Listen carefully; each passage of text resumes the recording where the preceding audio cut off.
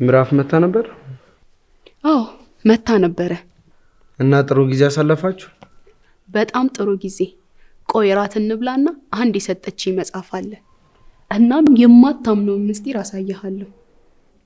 ስለምን ምስጢር ነው የምታወሪው? ለዘመናት ሳንረዳው ብዙ የተናገርንበት፣ ሳናውቅ የዋሸንበት፣ እንደ አዋቂ አፋችንን ያላቀቅንበት መጽሐፍ ምስጢር። ስለምን የመጽሐፍ ምስጢር ነው የምታወሪው? ስለዚህ መጽሐፍ እውነት ነው፣ አዎ እውነት ነው፣ መንገድ ነው፣ አዎ መንገድ ነው፣ ሕይወት ነው፣ በእርግጥ ሕይወት ነው፣ ኢየሱስ የጌቶች ጌታ ነው።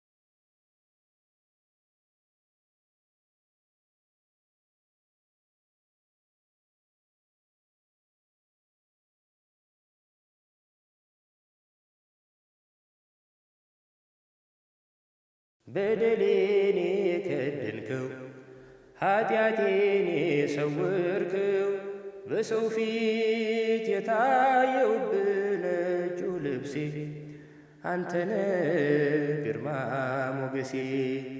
በሰው ፊት የታየውብህ ነጩ ልብሴ አንተነ ግርማ ሞገሴ። በደሌን የከደንከው ኃጢአቴን የሰወርከው በሰው ፊት ጌታ ሆይ በዚህ ዘመን ኃጢአት እጅግ በዝቷል። ኃጢአት ፍሬ አፍርቶ ከሱ የሚበሉ ሊበሉም የሚጓጉ እልፍ ናቸው። ከዚህ ለሞት ከተሰጠ ሕይወት አንተ ጠብቀኝ። አባቱን ከማያከብር ለመናገር ደፋር ከሆነ ኃጢአተኛ ለነገር ድንጋይ ከሚያነሳ ኃጢአተኛ አንተ ጠብቀኝ። የኛ ኃጢአት ያንተ ዝምታ መከራውና እልቂቱ ዓለምን አስፈሪ ያደርጓታል። በዚህ ዘመን ስለ ስጋ መብቴ ስለ ምድራዊ ጥቅሜ ስቼ እንዳለህና አንደበቴን አንተ ጠብቅልኝ። ይልቁን በከበረ ስጋና ደም ማህተመ ለመንግስትህ የምበቃ ልጅ አድርገኝ። ከሚወራው ከሚሰማው ሁሉ ክፉ ነገር አንተ ጠብቀኝ። መንግስት ያንተ ናትና ኃይል ከምስጋና ይስላል።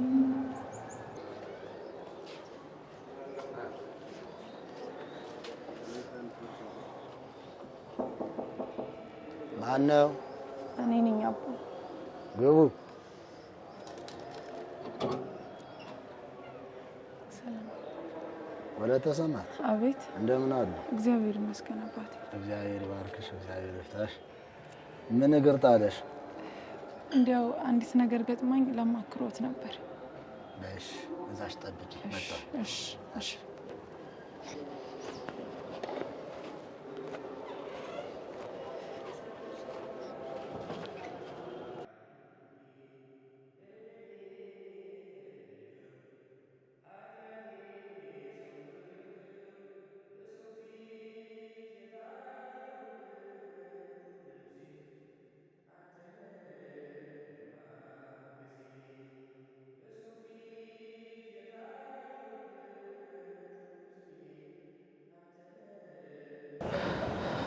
ምንድን ገጠመሽ ልጅ? ምንድነው እንደዚህ ያስጨነቀሽ ነገር?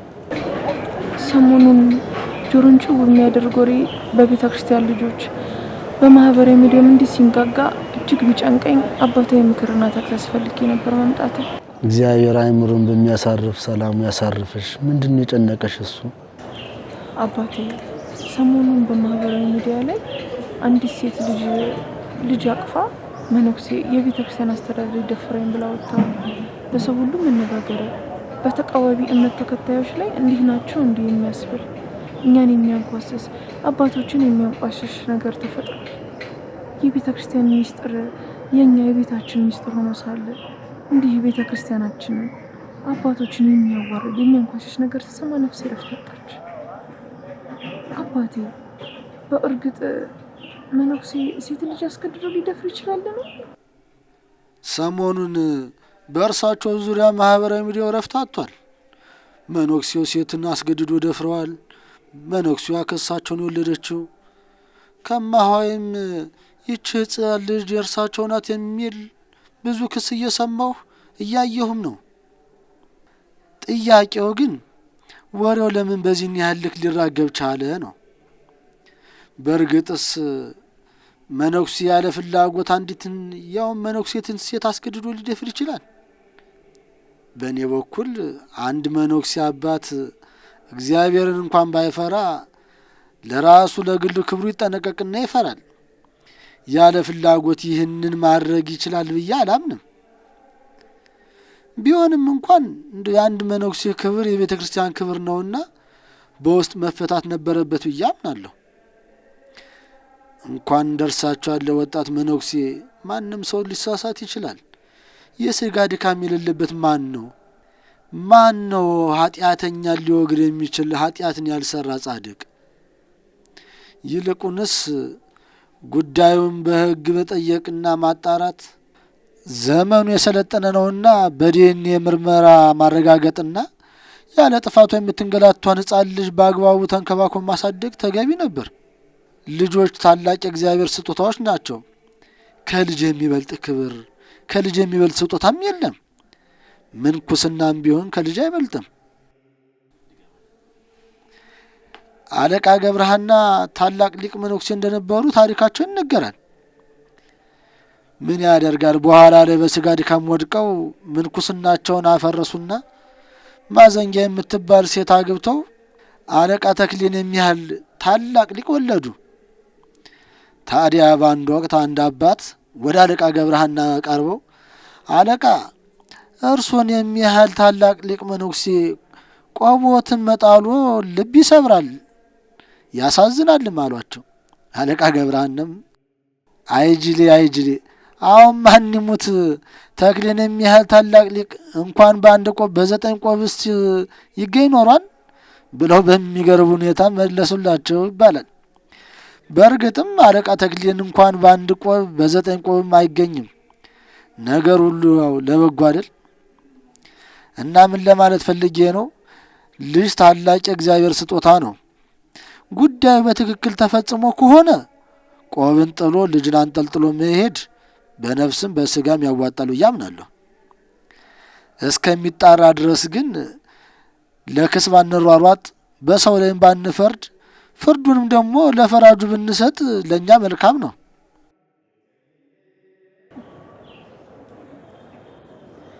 ነፍሴን ስላሳረፏት እግዚአብሔር ይስጥልኝ አባቴ።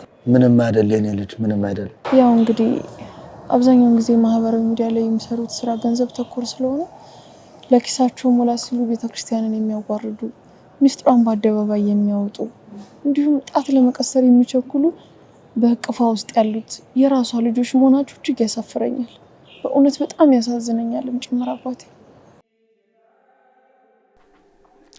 ልጄ ይህ ዘመን በኖህ ዘመን የነበሩ ሴም ካምና ያፌትን የመሳሰሉ ልጆች ያሉበት የበዙበት ዘመኑ ነው። ከንጹህ ይልቅ ዓለም አስክራ ያራቆተቻቸው አባቶች ገመና የሚሳለቁ የሚዘብቱ፣ አልፎም ተርፎም ስለ ዕለት ጉርሳቸው የአባቶቻቸውን ጉርለት ሳንቲም መሰብሰብ ያደረጉ የካም ትውልዶች አሉ። እነዚህም ሊጠፉ አይችሉም። በተቃራኒው ግን ሴምና ያፌትን ደግሞ የመሳሰሉ እርቃኑን ሸፋኝ ሚስጥር ከዳኝ የሆኑ የቤተ ክርስቲያን ልጆችም አይጠፉም። በዚህ ሁሉ ግን ልጄ ሆይ አጥብቀሽ ልብሽን ጠብቂ።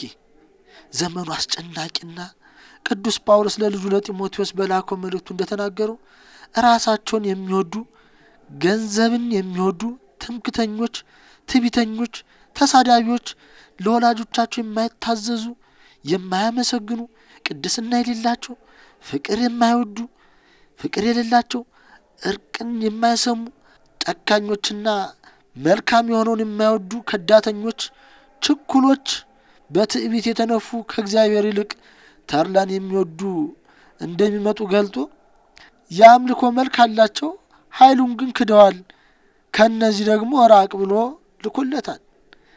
ለዚህ ፍርድ የተጻፉ ግብሩን እየፈጸሙ ሊኖሩ ቀናቸውን ጠብቀው የሚገለጡ አሉና ራሱን የሚጠብቅ የሚያስተውልም ይድናል።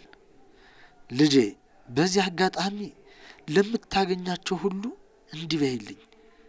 አንዳንድ ፈተና ለምትሆኑ እህቶች ምክር ልለግሳችሁ።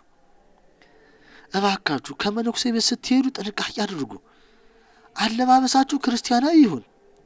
የዝሙት ግብዣ አታቅርቡ። ለአባቶቻችሁ ፈተና አትሁኑ። አንዳንዶቹ ዝሙት ቀስቃሽ ልብስ ለብሰው ሽቶ ተቀብተው እርቃናቸውን እያሳዩ የሚሄዱ አሉ።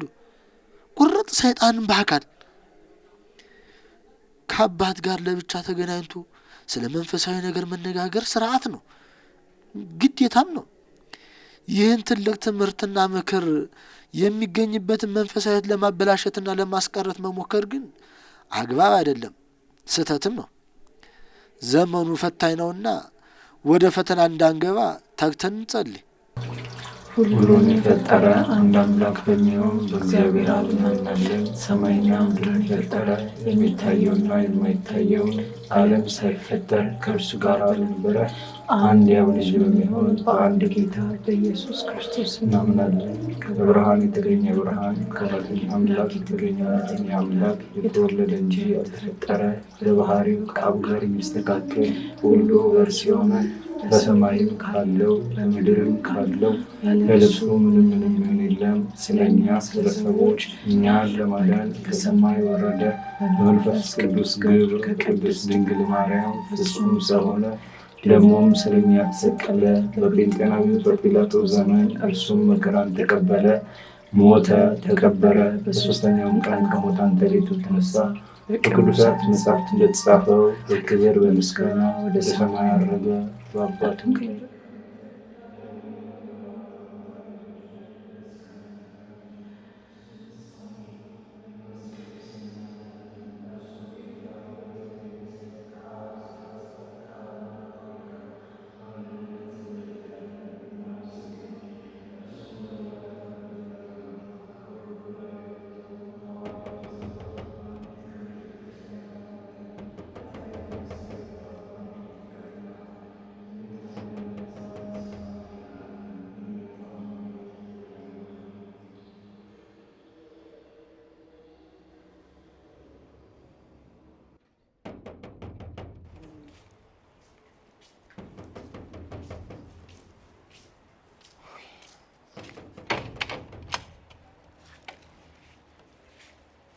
እንዴ ሶሲ ምን ነው በሰላም ነው ሳይነጋ?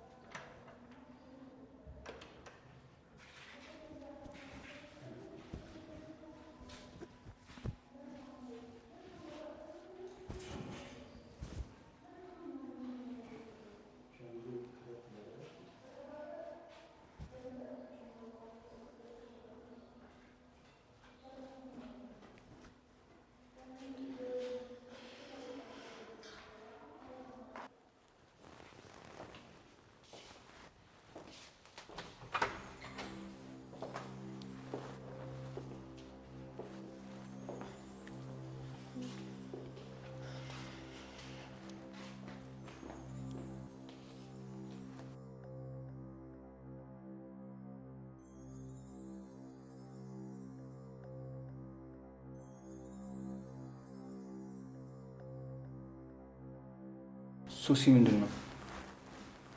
ማለቴ በጠዋቱ ሚኪ በቃኝ አለ።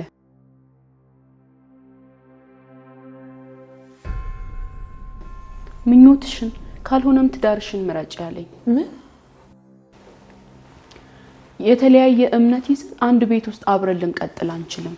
ወይ ትዳርሽን ወይ እምነትሽን አለ። እንዴት አወቀ? ትናንትና ማታ እራት ላቀርብ ስነሳ ኢየሱስ ጌታ ነው፣ ኢየሱስ ያድናል በይ ብሎ ያዘኝ። ጌትነቱን አዳኝነቱን ከመመስከር ማንም እንደማያስቆመኝ ነገርኩትና ኢየሱስ በዚህ መጽሐፍ ላይ እንዴት እንደሚከብር አላስተዋልነውም። ሽፋኑን ብቻ በማየት ውስጡን ገልጠን ሳናየው ተችተናዋል ብዬ አጠገቡ ቁጭ ብዬ ያሳየሁት።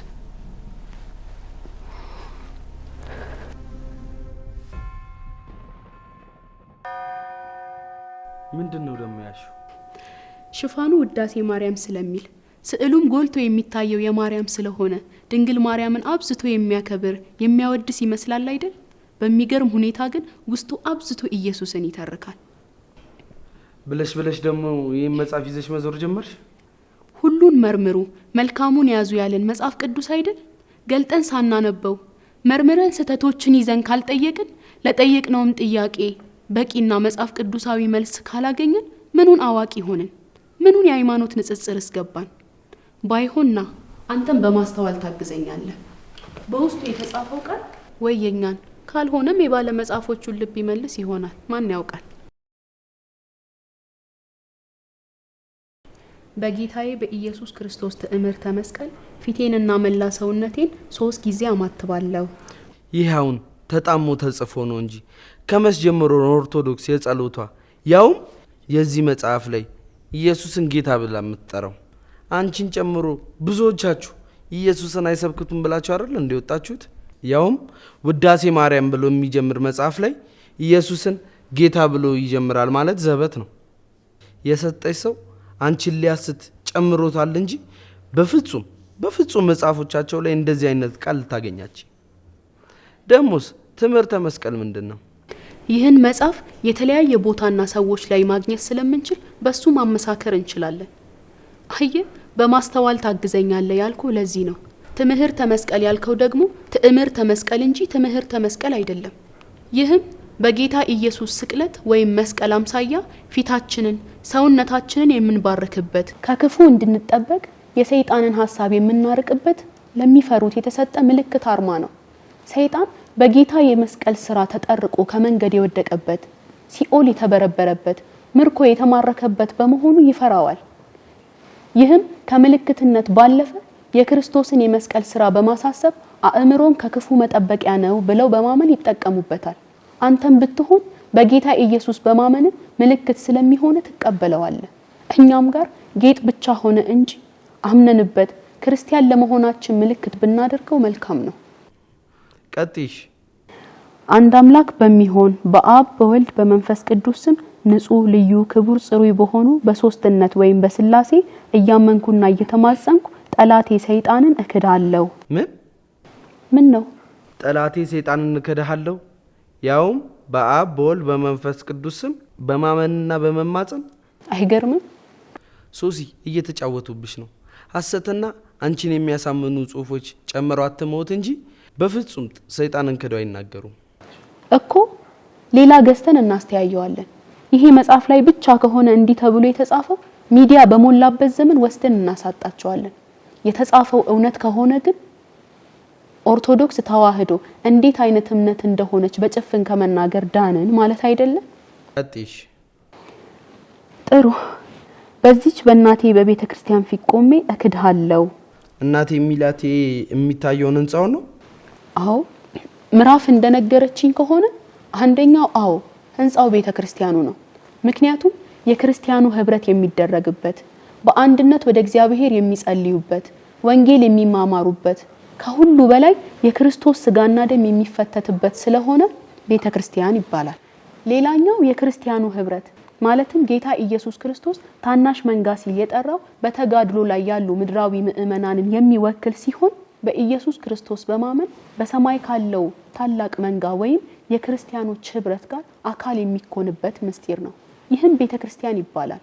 ታዲያ ሰይጣንን በዚህ ሁሉ የክርስቲያን ህብረት ወይም ቤተክርስቲያን ፊት ቆሜ እክድሃለሁ እያሉት ነው። እነሱ የባሰ ተንታኙ ነሽ ይለ እንዴ? ሚኪ እኔ ምዕራፍ ስታስረዳኝ እንባይን መቆጣጠር አልቻልኩም ነበር። እንዴት አታለክሽ? በደካማ ጎንሽ ገብታ። እኔ የምሸነፍበት ደካማ ጎኔ ኢየሱስ ነው። ቀጥሽ። ለዚህም ምስክሬ ማርያም ነው። አሁን ወደ ዋናው ነጥብ መጣሽ። ጥያቄ አለ እንዴ? በሚገባ ነው። ማርያም ሙቴ የለ እንዴ? እንዴት ነው ለዚህ ምስክር ልትሆን የምትችለው? ሚኪ ሰይጣን ያውቃል አያውቅም? ምን ማለት ነው? ጥያቄ ቀጥታ ነው። የሞተው እና በጌታ የመስቀል ላይ ስራ ተጠርቆ ከመንገድ ውጪ የተጣለው ሰይጣን አሁን የምናወራውን ይሰማል ወይስ አይሰማም? ይሰማል። ግን በቃ ይሄ የሞት ሞት የሆነ እርሱ ራሱ ሞት ተብሎ የተጠራ ሰይጣን የሚሰማ ከሆነ ከእግዚአብሔር ዘንድ የሆኑት በተለይ እናቱ እንድትሆን የመረጣትን ሴት አትሰማም አታውቅም ማለት ሰይጣን የሚሰራውን አትሰራም አትችልም ማለት አይሆንብህም? ደግሞስ ኢየሱስ ዋጋ ከፍሎልኛል ብለ የምትመሰክረው ከሞት በኋላ ሰይጣን ሊያደርገው ከሚችለው ነገር ላነሰ ህይወት ነው እንዴ? ሰይጣን ወድቆ ሞቶ የሚችለውን የሚሰራውን ጻድቃኑ ቅዱሳኑ አይችሉም አያደርጉም ብሎ መናገር፣ በመረጣቸው ባጸደቃቸው ባከበራቸው ላይ መነሳሳት፣ በመስቀል ላይ የከፈለልንን ልጅነት ያገኘንበትን መንገድ ማራከስ አይሆንብህም? በዚህ ጉዳይ በደንብ እናወራበታለን። አሁን ቀጥይ። ጥሩ። በዚህም ዓለም በወዲያኛውም ዓለም እሷን አምባ መጠጊያ አድርጌ እክድሃለሁ። ኦኬ። ማርያምን ይዤ እክድሃለሁ ነበር የስካወሩ ዳርዳርታ ኢየሱስ ቀርቶ መች እንዲህ አለ መጽሐፉ? እስካሁን ስትናገር የነበረው ይሄን አይደል እንዴ? አየ ሚኪ፣ ብዙዎቻችን ያልተረዳነውን ከመጠየቅ ይልቅ የመሰለንን በመረዳት ነው ከእምነታችን የምንርቀው። ወዴት ቀጥታ የነገርሽኝን ነው የነገርኩሽ። አንቺም ሂደሽ መጨረሻ ላይ በማርያም ዘጋሽ። ሚኪ ከላይ ሲጀምር ያልኩህን አስተውል። አንድ አምላክ በሆነ በአብ በወልድ በመንፈስ ቅዱስ ስም በማመንና በመማጸን ጠላት ሰይጣንን ስለመካድ ይናገራል። ይቀጥልና በዚች በእናቴ በቤተ ክርስቲያን ፊት ቆሜ እክድሃለሁ በማለት በጥምቀት የክርስቶስ አካል የሆኑትና በእርሱ ራስነት የተጋጠሙትን የክርስቲያኑን ህብረት ይዞ ዳግም ይክደውና ለዚህም ከክርስቲያኑ ህብረት ውስጥ ምስክር የምትሆነኝ ማርያም ናት እርሷን ይዤ እክዳለሁ ብሎ ነው የዘጋው። የዓለም ሁሉ ገዢ የሆነውን አብ ወልድ መንፈስ ቅዱስን በማመን እና ጠላት ሰይጣንን በመካድ ጀምሮ የእርሱ የሆኑትን በፍጹም ተጋድሎ እርሱን የመሰሉትን የክርስቲያኑን ህብረት ፊት በመቆም ዳግም ክዶ ምስክር እንድትሆንም የአምላክን እናት መርጦን የዘጋው። ከዚህ በላይ ተአምራለ? አውቀ ልብህን ካልደፈንክ በስተቀር ሰማያዊ ሚስጥርን ስለመካፈል የሚገልጽ ቃል ነው። እሺ ቀጥይ። አቤቱ እናመሰግንሃለን፣ አቤቱ እናከብርሃለን፣ አቤቱ እንገዛልሃለን፣ አቤቱ ቅዱስ ስምህን እናመሰግናለን። ጉልበት ሁሉ የሚሰግድልህ አቤቱ እንሰግድልሃለን። አንደበትም ሁሉ ላንተ ይገዛል። የአምላኮች አምላክ የጌቶች ጌታ የንጉሶችም ንጉስ አንተ ነህ። የስጋም የነፍስም ፈጣሪ አንተ ነህ። ማንን ነው እንደዚህ የሚያመልኩት? እግዚአብሔርን። የምትገርሚ እኮ ነሽ። ከየት አወቅሽ? ምንድነው ማስረጃሽ? ቀጣይ ያለው ቃል። የቱ ቃል? እናንተስ በምትጸልዩበት ጊዜ እንዲህ ብላችሁ ጸልዩ ብሎ ቅዱስ ልጅ እንዳስተማረን እንጠራሃለን። አባታችን ሆይ በሰማያት የምትኖር ስምህ ይቀደስ። በቃሽ። ምን ነው? እነ ኦርቶዶክሱ ነሻል ማለት ነው? ካነበብነው ውስጥ ኢየሱስን የሚያስክድ ወይ የሚያስተው ቃል አግኝተሃል? ቀጥታ መልሽልኝ። ኦርቶዶክሱ ነሻል? እኔ የገባኝንና የተረዳሁትን እውነት አንተም እንድትረዳው ፈልጋለሁ። ለመጨረሻ ጊዜ ነው የምጠይቅሽ። ኦርቶዶክሱ ነሻል?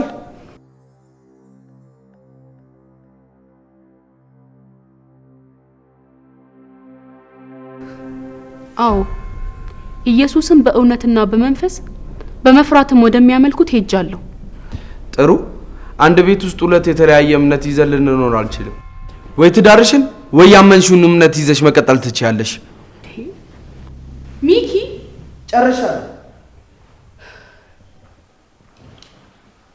እንደምን በረታሽ ዳነኝ ሰውነቴ ብትወደኝ እኮ ነው አቤት መድኃኒቴ። ይቺን ዓመት ደግሞ አንተ ብትተወኝ። ሱሲ ልደውልለትና ላልነግረው እንዴ? አይ እኔ እደውልለታለሁ። ከኔ ሳይሆን ከጌታ ከኢየሱስ ርቆ እንዲኖር በፍጹም አልፈልግም። እኔ እኔ ራሴ በሞላው ጤናማ ያልሆነ ቃል እውነተኛይቱን ቤተክርስቲያን ፈጽሞ እንዲጠላት አድርጌዋለሁ። ከዛ እንዲወጣ መክፈል ያለብኝን ነገር ሁሉ ከፍላለሁ።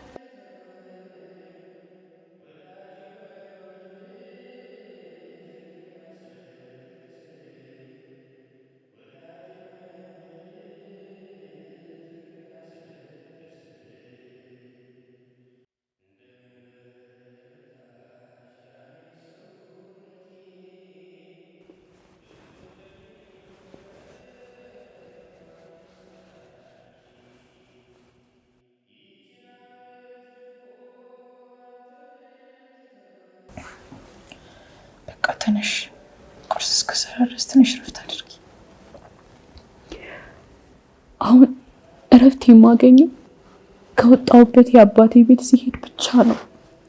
እባክሽ መሪ እዛ እንሂድ። የአሕዛብን ፈቃድ ያደረግኩበት ቀን እንደምን ይቆጠር ገብቶ በኔ ዘመን ካወቅኩ ጀምሮ ይቆጠር ዕድሜ ሳላውቅ የኖርኩት የኔ አይደል ጌታዬ ካወቅኩ ጀምሮ ይቆጠር ዕድሜ ሳላውቅ የኖርኩት የኔ አይደል ጌታዬ እንደምን በረታች ዳነኝ ሰውነቴ ብትወደኝ እኮ ነው አቤት መድኃኒቴ ይቺን ዓመት ደግሞ አንተ ብትተወኝ ወዳጄ መውደድ ፍቅር አስለቀሰኝ ወዳጄ መውደድ ፍቅር አስለቀሰኝ የአሕዛብን ፈቃድ ያደረግኩበት ቀን እንደምን ይቆጠር ገብቶ በኔ ዘመን ካወቅኩ ጀምሮ ይቆጠር ዕድሜ ሳላውቅ የኖርኩት የኔ አይደል ጌታዬ ካወቅኩ ጀምሮ ይቆጠር ዕድሜ ሳላውቅ የኖርኩት የኔ አይደል ጌታዬ እንደምን በረታች ዳነኝ ሰውነቴ ብትወደኝ እኮ ነው አቤት መድኃኒቴ